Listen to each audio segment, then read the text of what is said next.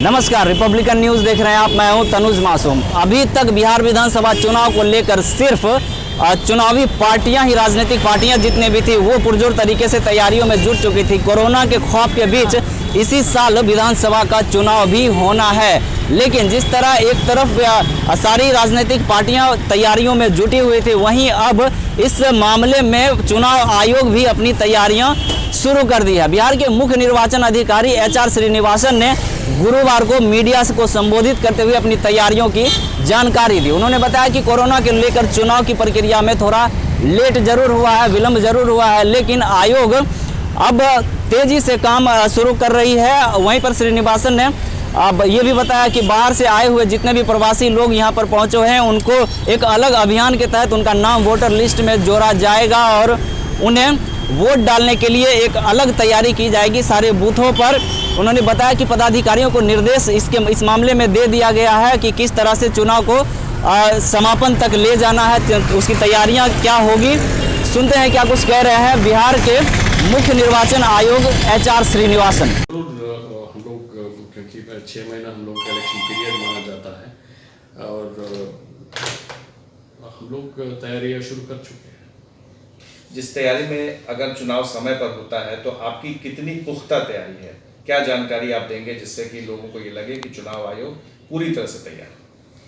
देखिए, तैयारियां तो हम लोग का कभी खत्म नहीं होता है। जैसे हम लोग का स्पेशल समरी रिवीजन का फाइनल पब्लिकेशन फरवरी 7 को हुआ, उसके बाद हम लोग का कंटिन्यूस अपडेशन आज भी चल रहा है।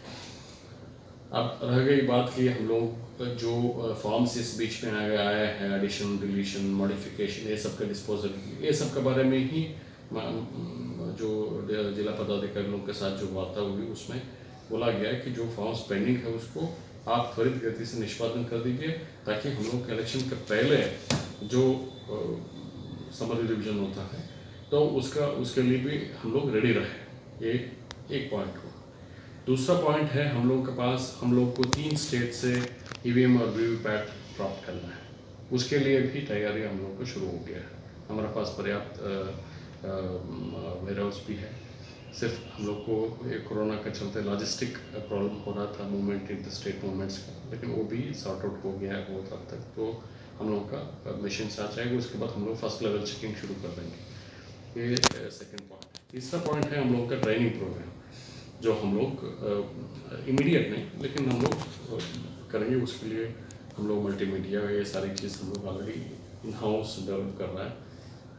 इसी तरह से हम लोग का हमारा जो मतदाता है उन लोगों को ट्रेनिंग करने के लिए भी हम लोग पुख्ता इंतजाम कर रहे हैं। ये सबका बीच में मोस्ट इम्पॉर्टेंटली जो स्टेट गवर्नमेंट और सेंट्रल गवर्नमेंट ने कोविड हमारी का रोकथाम के लिए जो भी SOP इशू किया है वो सबको फॉलो करना है हम लोग, तो उसके लिए भी रेडी रहने के लिए हम लोग तैयारी शुरू कर दी है। कोरोना काल में आपको लगता है कि जो तैयारी होनी चाहिए थी उस पर कहीं ना कहीं कमी आई है और जो गति थी चुनावी वर्ष में वो नहीं पूरा हो पाया है, तो उसको कैसे आप पूरा करेंगे?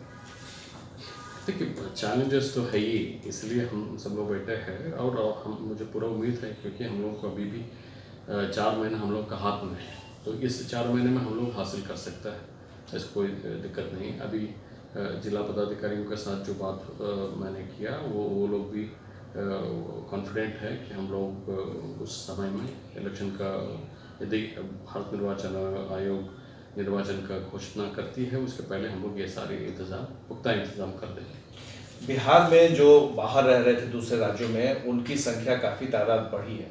जो बाहर दूसरे राज्यों में भी वोटर थे, लेकिन ऐसा देखा जा रहा है कि वो हो सकता है कि यही रह जाए, बड़ी संख्या उनकी यहाँ पर हो सकती है, तो उनको कैसे आप मतदाता के सूची में लाएंगे? देखिए, इसलिए मैं बता रहा था आपको कि हम लोग जो स्पेशल समरी रिवीजन करेंगे इलेक्शन का पूर्व में, वो उसमें हम लोग जरूर ये देखेंगे कि वो लोग अपनी नेटिव प्लेस में इलेक्टोरल रोल में ऑलरेडी है या नहीं। यदि नहीं है उन लोगों को जरूर जुड़वाएंगे, यदि 18 साल के ऊपर का है और इधर का बासिंदा है। क्या इसके लिए कोई स्पेशल ड्राइव करवाएंगे आप? निश्चित रूप से इलेक्शन कमीशन का जैसे जैसे गाइडलाइन आएगा उसके बाद हम लोग स्पेशल समरी रिवीजन शुरू करेंगे।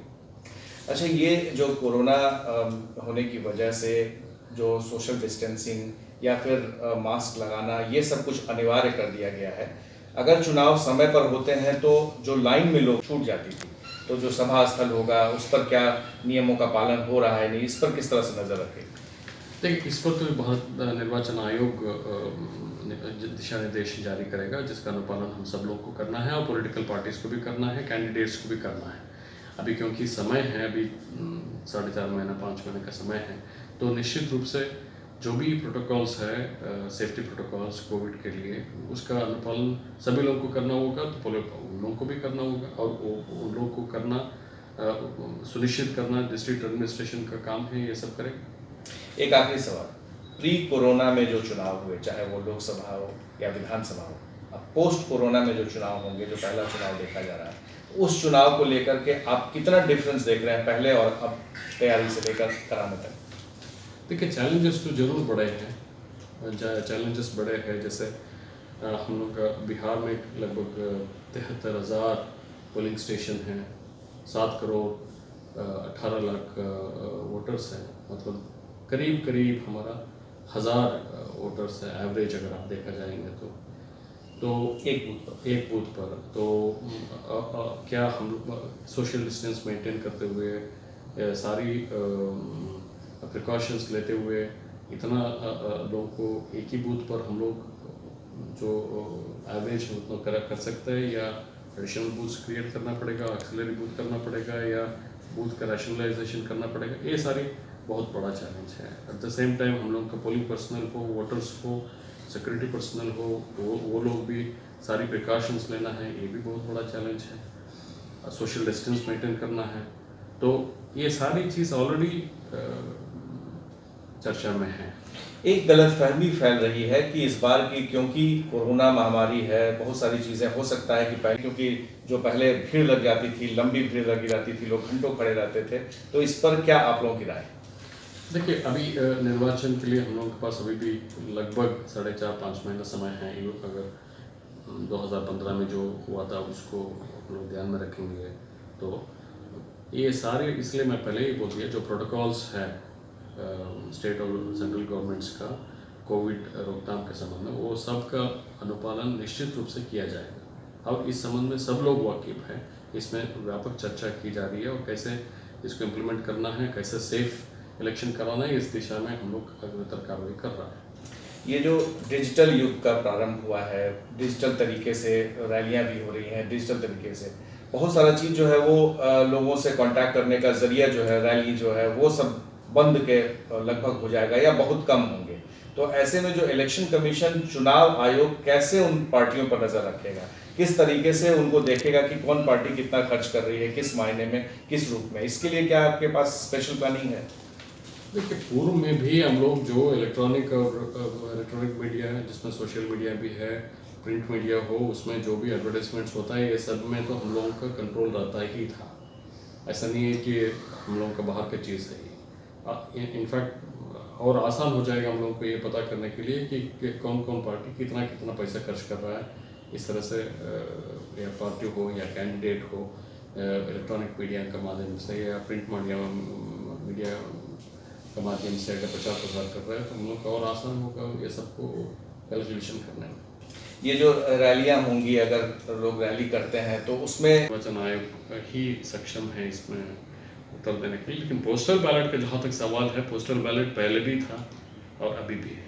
पिछले जो हम लोग का लोकसभा इलेक्शन था उसमें भी पोस्टल बैलेट था, लेकिन उसमें हाफ आपका इलेक्ट्रॉनिकली जाता था, हाफ जो उधर से जो हम लोग को बैलेट प्राप्त होता था वो तो आप लोग को पोस्ट से ही आता था, इसलिए उसको पोस्टल बैलेट बोला गया था।